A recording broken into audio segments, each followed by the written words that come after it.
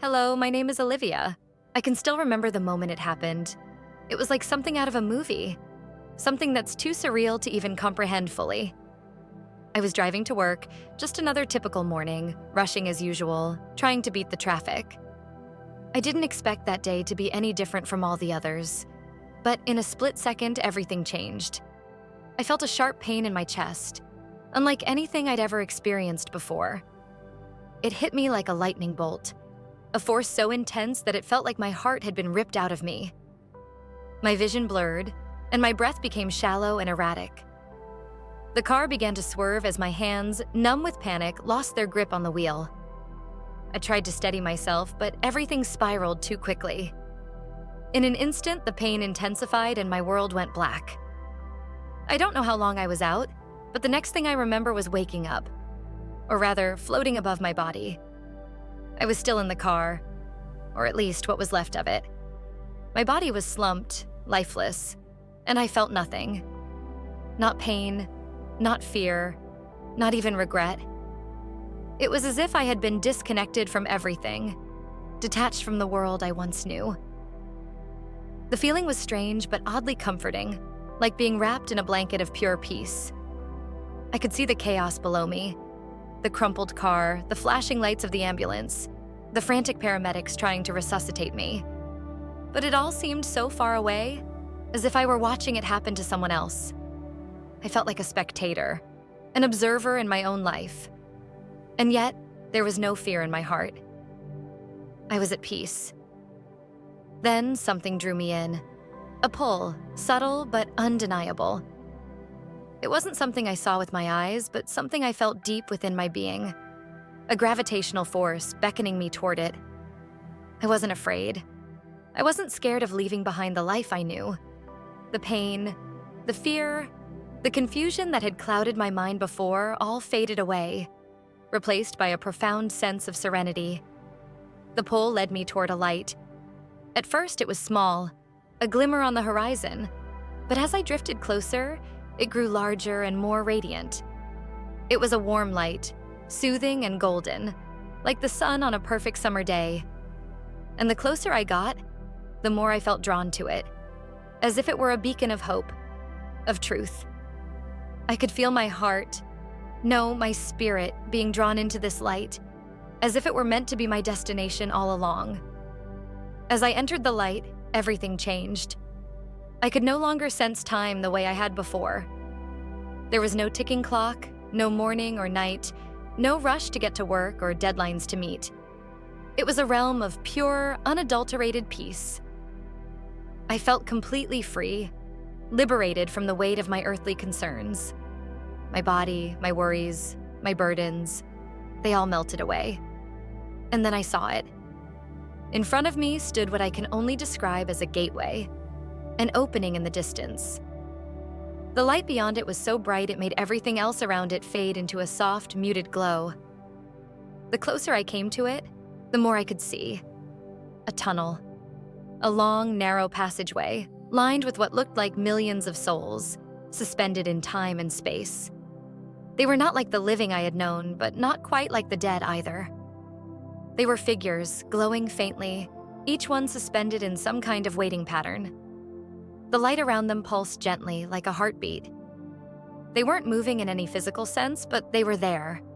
Existing, waiting, somehow alive in a way I couldn't fully understand. It was strange and humbling to see all of them. There were so many. Some were close, some farther away. But each soul seemed to have its own presence, its own energy. Some radiated peace, while others had an almost anxious energy, as if they were waiting for something. I wanted to reach out, to understand more, but the pull toward the light, toward the end of the tunnel, was stronger than anything else. And I knew that somehow I had to follow it. So I did. I moved forward, effortlessly gliding along the tunnel, passing by these souls as I went. I felt as if I were moving through a dream, a vision that had no beginning and no end. Each step, or rather each movement, was effortless, like I was being carried by some unseen force.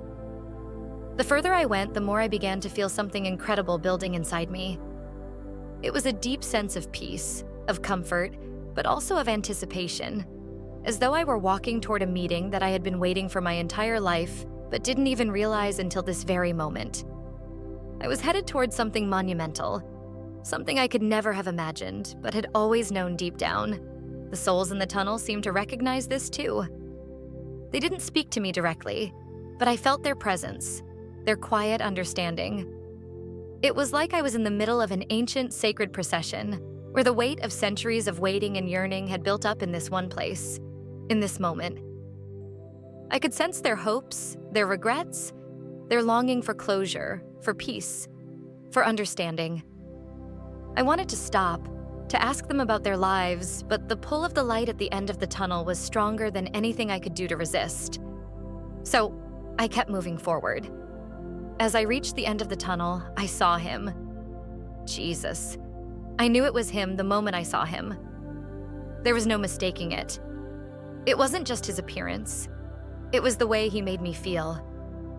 His presence was something beyond words. It was overwhelming in the best possible way. I had heard stories all my life, heard about him in church, read about him in the Bible, but none of that compared to this. This was real. His eyes, they were full of love.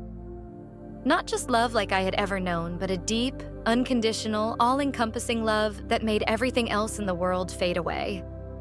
It was as if he could see straight into my soul, every part of me, all the pain, the joy, the struggles, and he didn't judge. He just knew.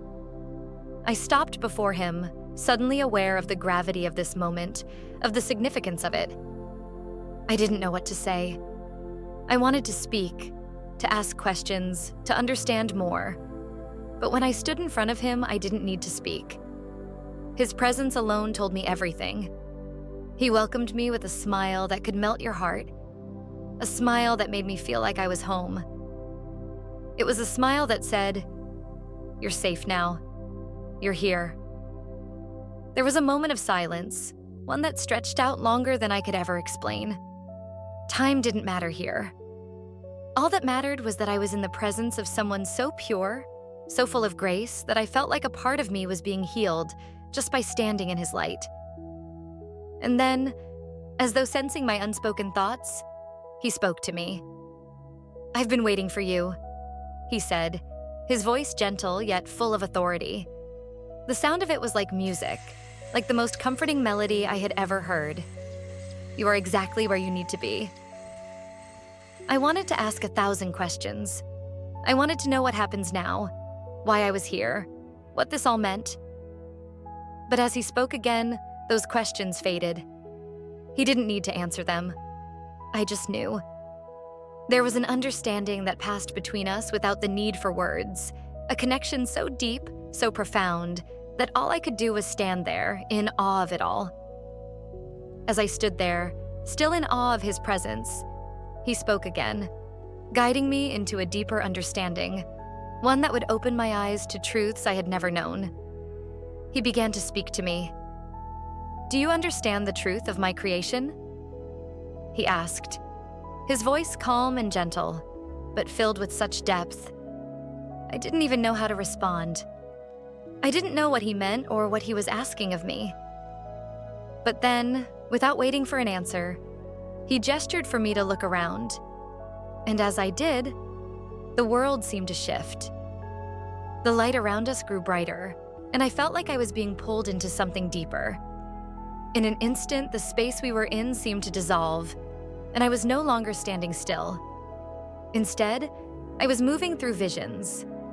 Visions that played out before me like scenes from an ancient, forgotten story. I was no longer in the place where I had met Jesus. I was traveling through time. The first vision I saw was of Africa, not as I knew it today, but in its ancient glory. I saw vast golden plains, kingdoms built on wisdom and strength, rivers flowing with life. I saw people, Black people, thriving, ruling, learning, and living in harmony with nature, with each other, and with a spiritual wisdom that I could hardly begin to comprehend. I saw their connection to the earth, to the stars, to the divine. Their knowledge was profound, spiritual, and powerful. It wasn't the Africa I had been taught about in history books, the one stripped of its dignity and rich history. No, this was a land that had given birth to kings and queens, warriors and healers, philosophers and dreamers. People who held the keys to spiritual knowledge that had been passed down for millennia. As the visions continued to unfold before me, I saw the great empires that once existed in Africa. Ancient civilizations that had flourished long before the world as we know it came to be. I saw the wisdom in their eyes, the power in their hands, and the reverence they had for life and for the Creator. I saw knowledge that had been lost or erased from history, hidden beneath centuries of oppression and colonization. But in that moment, I knew it had never truly been forgotten. It was embedded in the very fabric of who they were, and it would never be erased. Jesus didn't say a word as I watched these visions play out before me, but I could feel his presence, his approval. I could feel the weight of what he was showing me, the significance of what I was witnessing. "This is the truth," he said, his voice breaking the silence in a way that resonated deep within me. "This is who they are. These are my people, my children. They are not less than. They are not inferior. They are divine, just as all of my creation is."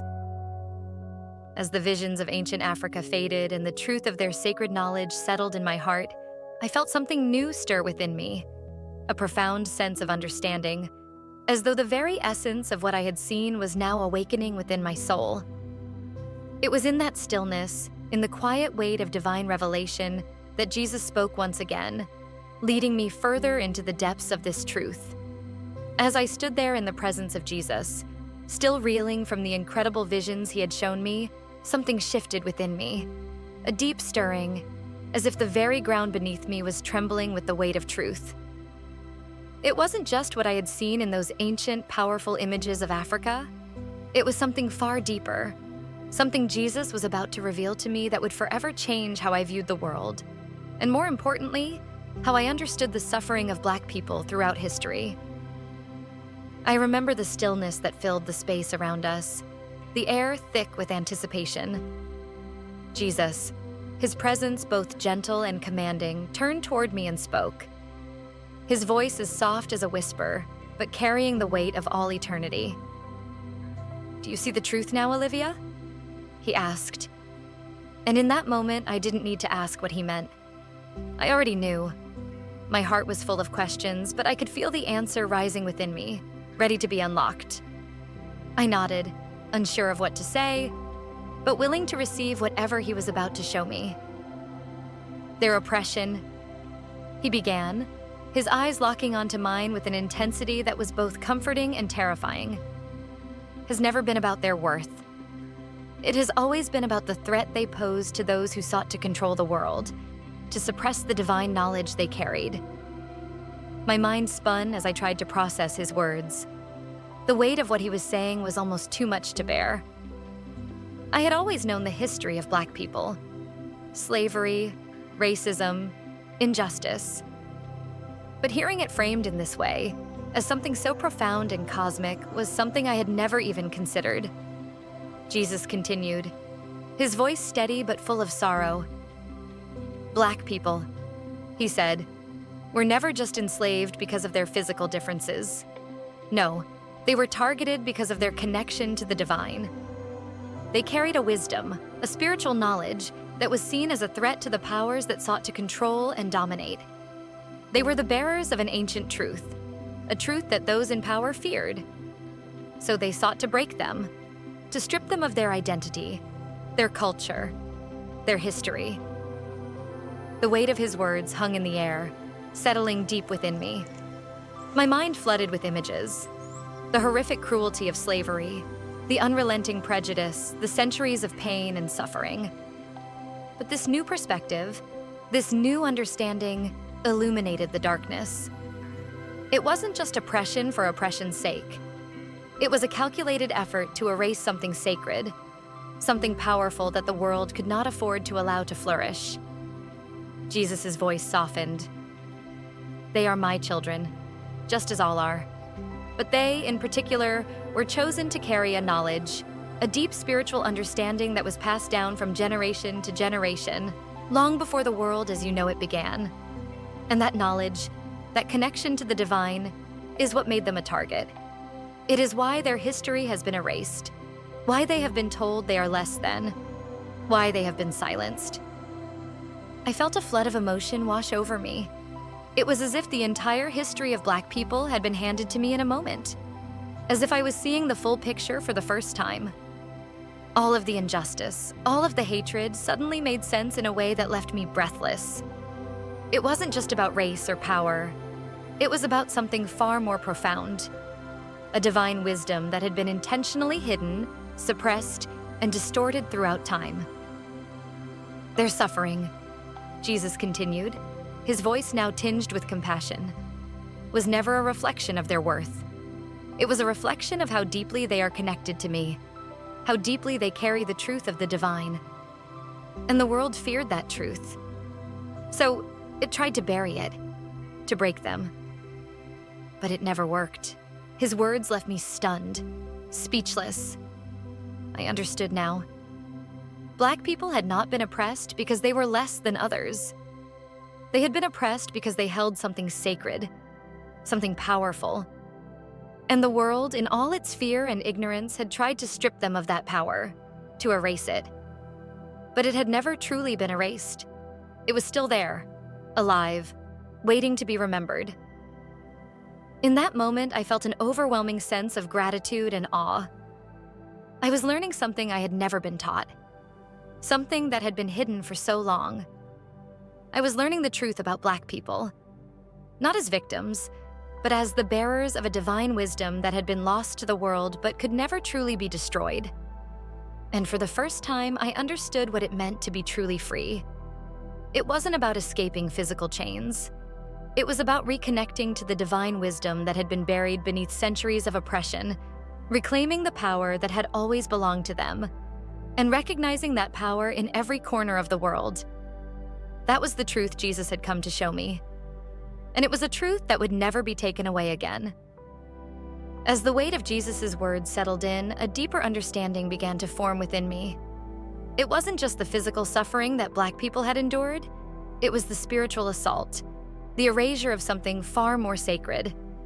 And with that understanding, he continued to reveal the profound truth that would forever alter the way I saw the world and my place in it.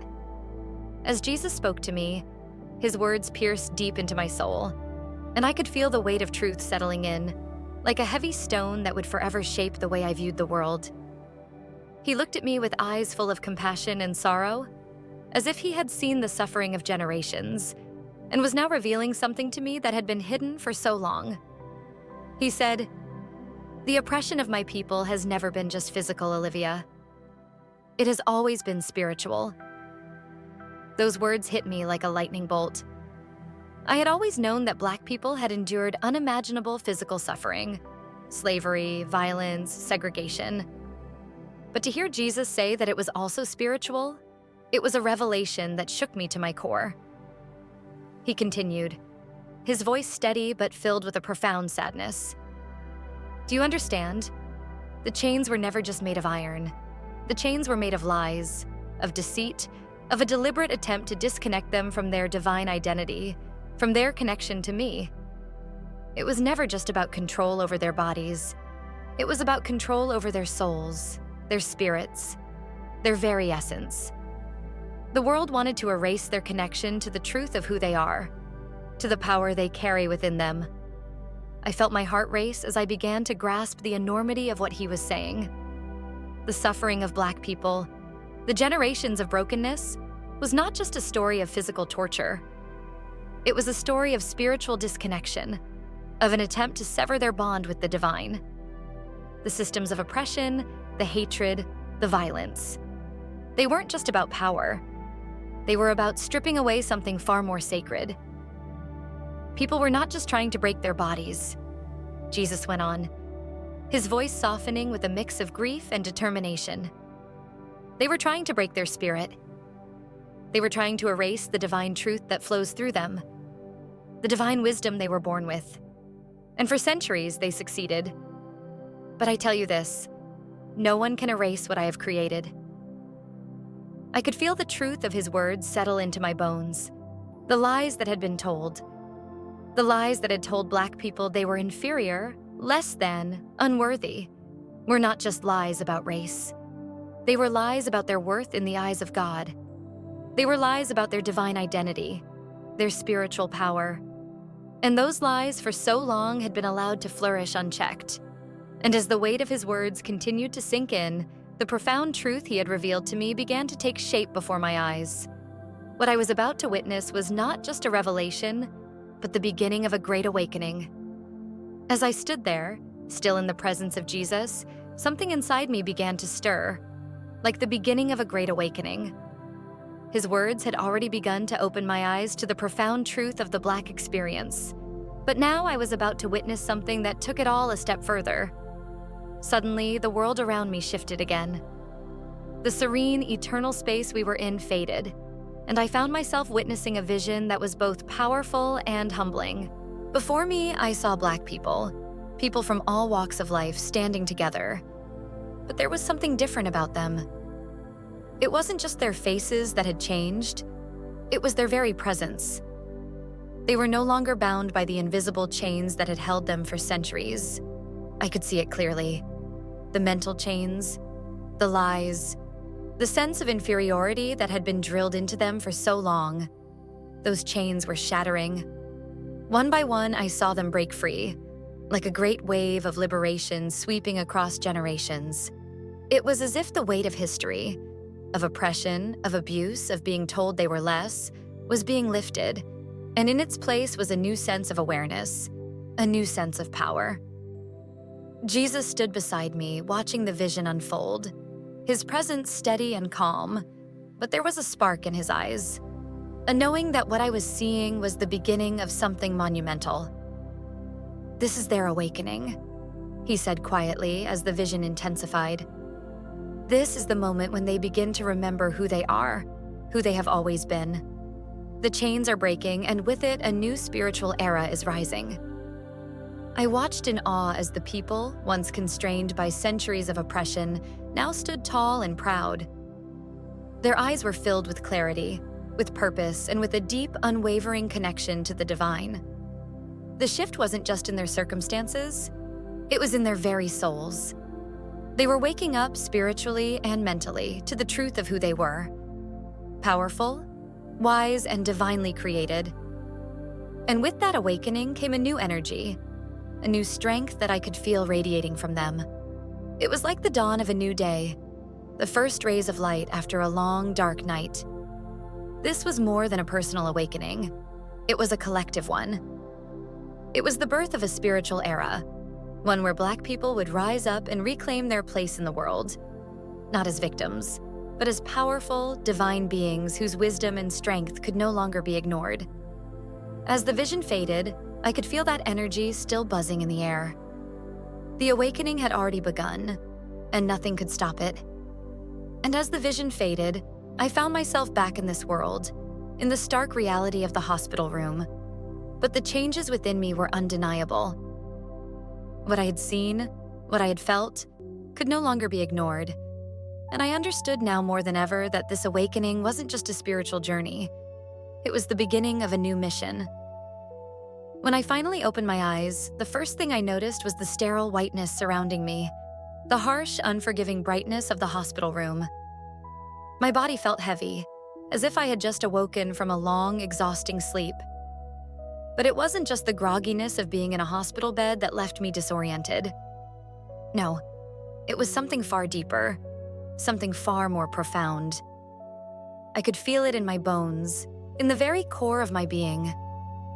I wasn't the same person who had walked into that accident. I had changed. The memories of my near-death experience rushed back to me in flashes, visions of light, of meeting Jesus, of the deep truths I had been shown. The weight of it all pressed down on me. I could still see the faces, feel the emotions, hear the words he had spoken to me. I wasn't just reliving a dream or a hallucination. No, this was different. It was real. I had seen things that no one could ever fully understand unless they had experienced it themselves. The truth about Black people, the divine wisdom that had been hidden for so long, and the overwhelming sense of the sacredness of life, of all life, was now seared into my soul. Sitting up in the hospital bed, I glanced around the room and it felt so out of place, so detached from the enormity of what I had just witnessed. The doctors' voices, the beeping of machines, the mundane reality of this hospital room. It all seemed so distant now. I had crossed over into something far beyond this world. I had seen truths that made the everyday struggles of life seem almost irrelevant in comparison. Yet, in that stark contrast, I realized that those truths were not meant to be kept hidden or locked away. They were meant to be shared, to be felt by the world, especially by those who had been oppressed for so long. The feeling that lingered in me, that was most present in every thought, was a deep sense of responsibility. I could no longer walk through life with the same lens I had before. My visions, my experience, had opened my eyes to something so much bigger than myself. I had seen how Black people had been oppressed not just physically, but spiritually. I had felt the weight of centuries of suffering, but also the strength of a divine wisdom that had been concealed for far too long. And now I knew, with an undeniable certainty, that it was time for that wisdom to be reclaimed. As I lay there in the hospital bed, I felt like a completely different person. I wasn't just Olivia anymore. I was someone who had seen the truth, someone who had been touched by a divine reality that had changed the very fabric of my being. It was overwhelming, this newfound awareness. The weight of it was immense, yet there was also a deep peace that settled in me. A peace born from knowing that the journey I had just experienced was only the beginning. I had a purpose now, one that was bigger than any fear or doubt I might have had before. The truth was out there, and it was time to live it. Time to share it. Time to help others awaken. Yet, despite the weight of what I had seen and the clarity it had brought me, I quickly realized that not everyone would share my conviction. When I first tried to share what had happened to me, I was met with something I hadn't expected: skepticism. When I first tried to share what had happened to me, I was met with something I hadn't expected: skepticism. I thought the truth of my experience, of the visions I had seen, would be obvious to anyone who heard it. After all, how could something so profound, so real, be anything but the truth? But as I opened my mouth to tell my story, I was met with doubt, with dismissive expressions and even laughter. People didn't believe me. They called it a dream, a figment of my imagination, something I had conjured up in my mind during my near-death state. I could feel their disbelief like a cold wall around me, pushing me back into the shadows, where my truth felt smaller, less important. At first, I tried to brush it off, but the weight of it grew heavier. The doubts from others began to seep into my own mind. Could I really have seen the things I thought I saw? Was I misinterpreting the visions? Was it possible that I had just imagined the whole thing, or worse, that I had created this narrative to explain something I couldn't fully understand? The more I thought about it, the more I questioned myself. The overwhelming certainty I had once felt began to waver. It was like the very foundation of my experience was being eroded by the disbelief of others. But as time passed, something in me shifted. I began to see the deeper truth.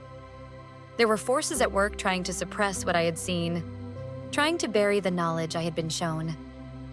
It wasn't just that people didn't believe me. There was something more insidious going on, something beneath the surface. The truths I had witnessed about the divine wisdom of Black people, the spiritual knowledge that had been suppressed for centuries, those were not truths that society was ready to hear. They were uncomfortable, unsettling.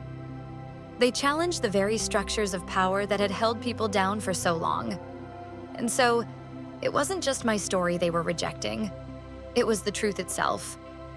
I could feel the resistance in the air, like a current trying to push me back into silence. Every time I tried to speak out, I was met with ridicule, with condescension, and sometimes outright hostility. The more I persisted, the more it became clear. There were forces trying to bury this truth. They wanted to keep people in the dark, to keep them from realizing the power they held, the wisdom that was rightfully theirs. And it wasn't just happening outside of me. I felt the pull within myself too. The temptation to back down, to stay quiet, to let the world go on believing the lies. It was hard to fight that temptation, especially when the world around me seemed to dismiss everything I had witnessed as nonsense. But deep down, I knew I couldn't stay silent. I couldn't let the truth be buried any longer, no matter how much resistance I faced. I had seen the awakening that was coming, the power that Black people were about to reclaim, and I knew I had a role to play in that. I couldn't let fear or doubt hold me back now. The world had to hear this truth, no matter how difficult it was for them to accept. And so, I pushed forward, even when the world around me tried to silence me. I knew that the truth would not be stopped. It would rise no matter what. As I continued to speak out, it became painfully clear that the resistance I faced wasn't just from people. It was as though the very fabric of the universe was pushing back, determined to silence the truth I had witnessed. The more I spoke out, the more I felt something shifting in the spiritual realm, something dark and heavy, pressing down on me, trying to stop me. It wasn't just the disbelief or the ridicule from people around me. It was as if unseen forces were actively working to silence me. At first, I thought it was just my own fear, the anxiety of standing up for something so profound, so misunderstood. But soon I began to feel it more acutely. Threats that weren't just words, but cold, tangible sensations that crept into my life, leaving me unsettled and afraid. There were nights when I couldn't sleep, when I would wake up in the middle of the night with a feeling of suffocation, as if something was hovering over me, blocking my breath. I would feel the shadows closing in around me, like a cloud of negativity, pressing me down, telling me to stop, to be quiet. It wasn't just a mental or emotional struggle. It felt like a spiritual battle. I could almost hear whispers in the dark, urging me to let go, to abandon this path before it consumed me. I felt the weight of those whispers pulling at my resolve. The forces that had once sought to suppress the truth about Black people were still very much alive, and they didn't want anyone to remember. They didn't want anyone to awaken. One evening, I was walking home from a meeting where I had spoken about my experience, and I felt it again. A presence behind me. Not a person, but something darker. Something far more sinister. My heart raced as the streetlights flickered, casting long, ominous shadows. My steps quickened, and I swear, I could hear footsteps following me, mirroring mine. But when I turned around, there was nothing. Yet the feeling remained. It was like the very air around me was charged with a dark energy, as if it was trying to choke the words I had spoken from existence. I knew then that these forces weren't just abstract ideas or metaphors. They were real, and they were trying to stop me. The threats became more direct. I started receiving anonymous messages, harassing, violent, and threatening messages, telling me to stop preaching this nonsense, telling me that I was out of my depth, and that I was playing with fire. I couldn't help but feel the weight of these messages, the malice behind them, as if they weren't just personal attacks, but part of something much larger, something ancient, that didn't want the truth to get out. I was being watched. I was being targeted. But the strangest thing was that in the midst of all this darkness, I also felt a strength rising within me, a kind of power I couldn't explain. It wasn't my own. It was the truth I had seen, the divine knowledge I had been entrusted with. And I knew, deep in my heart, that no matter how dark the opposition became, I could not let it silence me. I couldn't back down. I had seen the awakening. I had seen the divine wisdom that was being reclaimed, and nothing, no matter how powerful or how dark, could stop that. I wasn't just fighting for myself anymore. I was fighting for everyone who had been oppressed, everyone whose voice had been taken. And I would not be silenced. Not now, not ever. And as I felt this newfound strength within me, it became clear that what I was experiencing wasn't just a personal trial. It was part of something much greater, something that transcended individual struggle and pointed to a much larger spiritual battle. As the darkness around me grew heavier, something else began to stir within me. A deep knowing that what I was facing, and what others like me would face, was far bigger than just personal struggle. It was a spiritual war, one that was already unfolding, even if many couldn't yet see it. I could feel it in the air, in the way the world seemed to be shifting, in the way people were being silenced, held down by forces they couldn't even comprehend. But there was also something else rising within me, a burning truth that I had to share.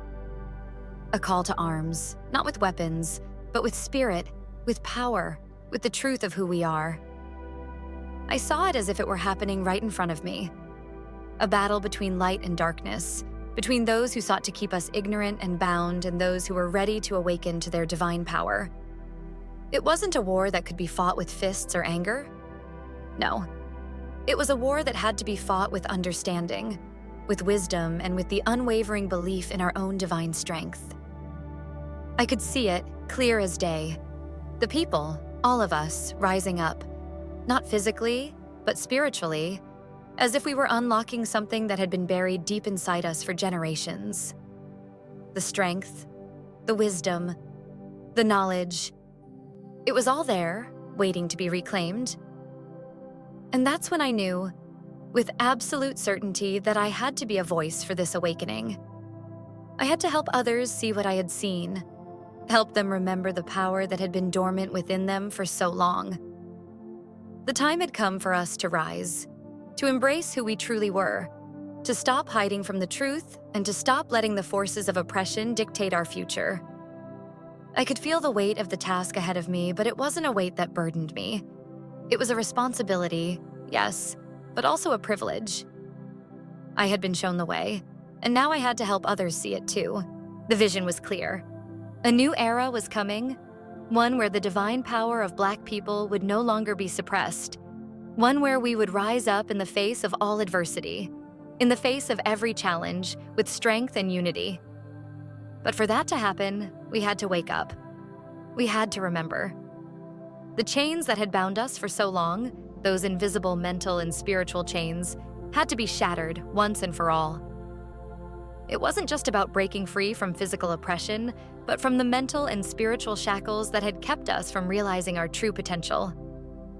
So, I began to speak louder, to share my story with anyone who would listen, urging them to awaken, to embrace their divine nature, and to rise in the face of the challenges that lay ahead. The spiritual war was real, but so was the power we held within us. We had everything we needed to win this battle, but we had to recognize it within ourselves first. And that, I realized, was the true key to victory. Knowing that we were never powerless, never weak, but instead we were divine beings, capable of overcoming anything. The time to rise had come.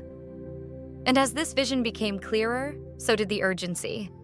The understanding that the time had come for all of us to awaken, to rise and to reclaim the divine power that has always been within us. I can feel it in my bones. The time has come for all of us to step into our power, to rise up and awaken to the truth that has been buried for far too long. This isn't just about me or my journey anymore. It's about all of us, Black people, remembering who we truly are. We have a divine wisdom within us, a spiritual knowledge that has been suppressed for centuries, but it's here, waiting to be reclaimed. We are not just survivors of oppression. We are the bearers of ancient truths, and it's time to let the world see that. I urge you, I call on you to awaken. The battle ahead won't be fought with fists or force. It will be fought with the strength of our spirit, with the power of our knowledge and the unwavering belief in our divine connection. The world may try to silence us, to push us back into the shadows, but we cannot allow that to happen. We must stand strong, united in our purpose, and help others see the truth. The chains, both physical and spiritual, that have held us back must be broken, but that begins with each of us stepping into the fullness of who we are. There are challenges ahead. There will be resistance, but the truth about who we are and the wisdom we carry is too powerful to be kept down. I can feel it, this coming awakening, and I know you can feel it too. Now is the time to prepare, to rise together, and to embrace the divine power we've always had. The spiritual battles are real, but so is our strength. Let's awaken, let's rise, and let's claim what's rightfully ours. The world will know the truth. We are divine, we are powerful, and we will rise.